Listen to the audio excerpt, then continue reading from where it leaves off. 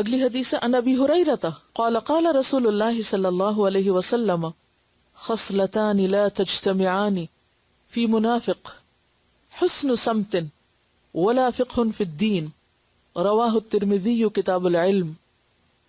ابو ہریرہ رضی اللہ عنہ سے روایت ہے کہ رسول اللہ صلی اللہ علیہ وسلم نے فرمایا خصلتان،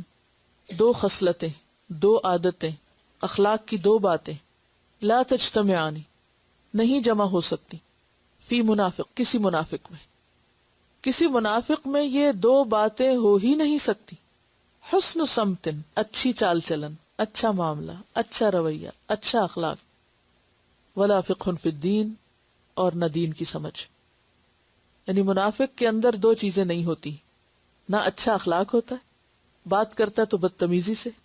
معاملہ کرتا ہے تو بد اخلاقی سے،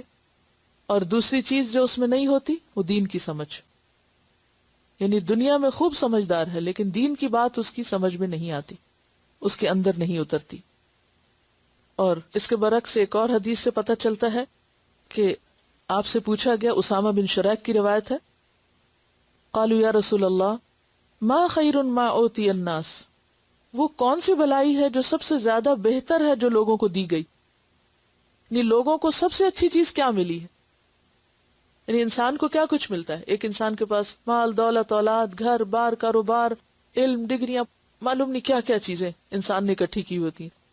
لیکن ان سب کے اندر سے سب سے بہترین چیز کیا ہے کہ جو انسان کو مل جاتی؟ تو آپ نے فرمایا ان الناس لم يعطوا شيئا خيرا من خلق حسن، کہ انسانوں کو اچھے اخلاق سے بڑھ کر